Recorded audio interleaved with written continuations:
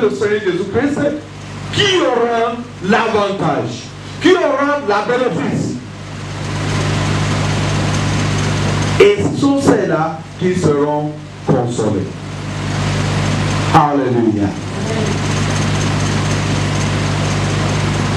Dans le monde ici-bas, il n'y a que la souffrance. Il n'y a que le rejet. Il n'y a que les persécutions. Mais c'est là qu'ils l'ont accepté. C'est là qu'ils sont morts avec lui. Comme lui, il a ressuscité. Ils ressusciteront avec lui. Alléluia. Pour ressusciter avec le Seigneur veut dire que tu vas vivre éternellement comme lui.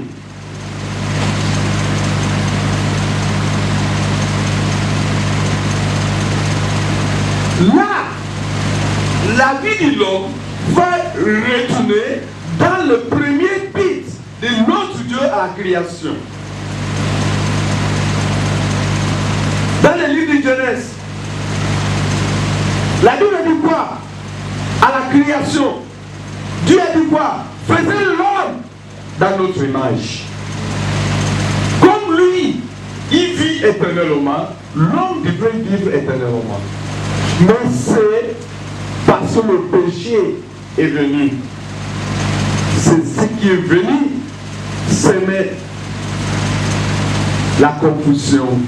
C'est ce qui a apporté la mort. C'est ce qui a fait que l'homme ne vit plus comme Dieu a dit. Mais comme il a envoyé son fils, c'est lui qui est venu maintenant nous a apporté cet espoir.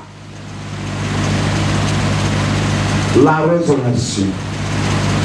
Donc, tous ceux qui mourront en Christ et vivront aussi en Christ. Alléluia. C'est une promesse confirmée. Ça, ce n'est pas la promesse des politiciens de ce monde.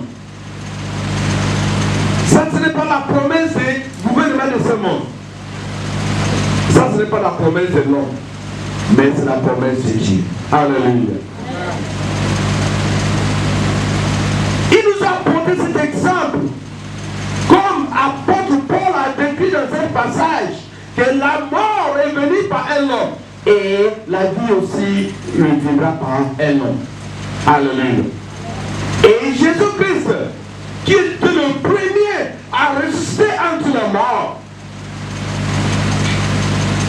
pareillement, ceux-là qui ont leur vie en Christ, même après leur mort, ils vivront comme lui. Alléluia.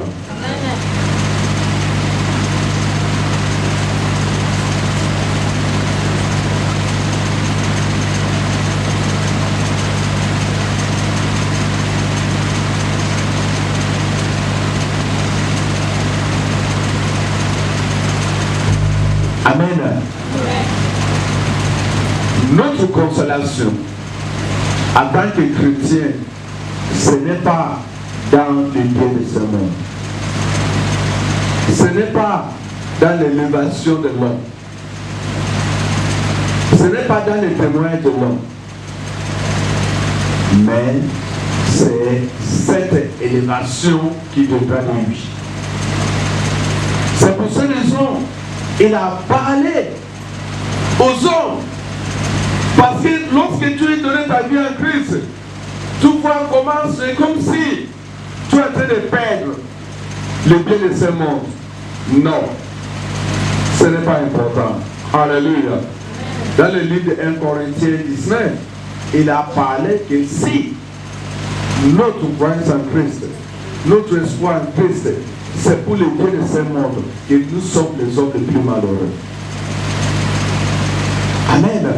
Parce que c'est que tous les biens de ce monde, ce sont des choses qui vont passer. Ce n'est pas important. Amen. Mais ce qui est important, c'est la résurrection.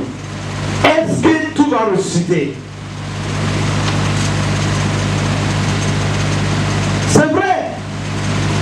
Au jour du jugement, tout le monde va apparaître devant le trône de justice de notre Dieu pour que nous soyons jugés. Mais si après le jugement, tu n'es pas entré dans la joie comme on nous a promis, donc ça n'a pas de sens. Alléluia.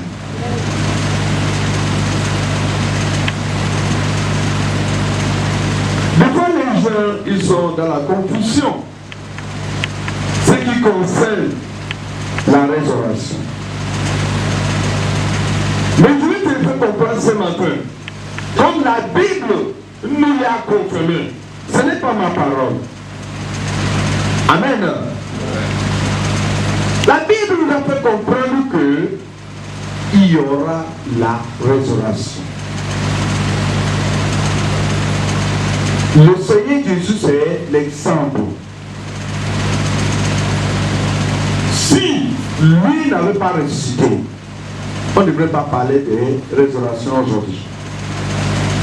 Amen. Lorsqu'il a ressuscité, il y avait des témoignages, il y avait des preuves, il y avait des confirmations. Ce n'est pas comme Dieu dit que oui, il était ressuscité et il est parti. Non.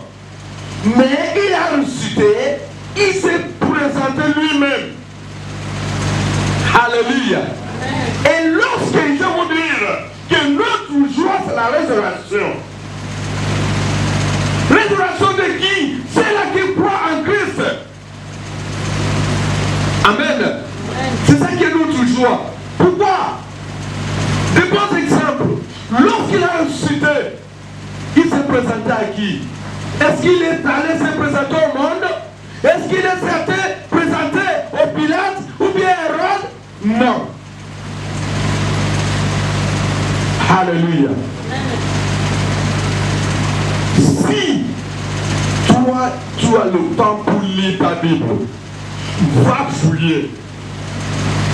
Va faire la vérification. Amen. Premièrement, on va aller dans le livre de Jean, chapitre 20, de verset 11 à 18. La résurrection, c'est pour nous. Ce n'est pas pour le monde, mais c'est pour ceux-là qui croient en Christ. De bons exemples. Jean chapitre 1, verset 11. Cependant, Marie se tenait dehors, près du sépulcre, et pleurait. Comme elle pleurait, elle se baissa pour regarder dans le sépulcre. Verset 12. Et elle vit deux anges vêtus de blanc, assis à la place où avait été couché le corps de Jésus. L'un à la tête, l'autre aux pieds. Verset 13. Ils lui dirent, femme, pourquoi pleures-tu? Elle leur répondit, parce qu'ils ont enlevé mon Seigneur, et je ne sais où ils l'ont mis. 14. En disant cela, elle se retourna et elle vit Jésus debout. Mais elle ne savait pas que c'était Jésus. Verset 15. Jésus lui dit, femme, pourquoi pleures-tu? Qui cherches-tu? Elle, pensant que c'était le jardinier, lui dit, Seigneur, si c'est toi qui l'as emporté, dis-moi où tu l'as mis, et je le prendrai. Verset 7. Jésus lui dit, Marie. Elle se retourna et lui dit en hébreu, Rabouni, c'est-à-dire maître. 17. Jésus lui dit, ne me touche pas, car je ne suis pas encore monté vers mon Père, mais va trouver mes frères, et dis-leur que je monte vers mon Père et votre Père, vers mon Dieu et votre Dieu. 18. Marie de Magdala allait annonçait aux disciples qu'elle avait vu le Seigneur et qu'il lui avait dit ces choses. Amen. Amen. Je vous avais dit que notre joie, c'est la résurrection.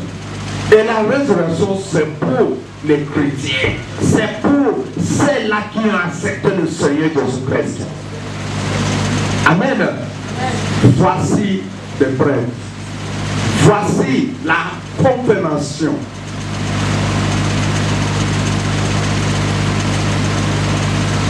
Il s'est apparu à qui? À Marie Magdalene. Marie Magdalene fait partie de ceux-là qui ont marché avec lui. Fait partie de ceux-là qui l'ont accompagné jusqu'à la crucifixion. Amen. Toi qui marches avec Jésus-Christ, toi qui as disposé ton temps pour lui, au jour de résurrection, tu seras le premier à les rencontrer. Tu seras le premier à hériter cette bénédiction qu'il a réservée pour nous. Alléluia. Il a dit dans le livre de Jean, chapitre 14, de verset 1 à 2, que votre cœur ne se trouve pas. Car je m'en vais vers mon Père pour vous préparer une place. Et là-dessus, vous aussi, vous serez avec moi. Alléluia. Oh mon frère, ma soeur, si toi, tu es en train de souffrir aujourd'hui à cause de Jésus, tu es en train d'accepter des persécutions, des souffrances à cause de Saint Jésus-Christ que tu as accepté, mon frère, tu seras consolé. Amen. Je dis que toi, tu seras consolé. Au dernier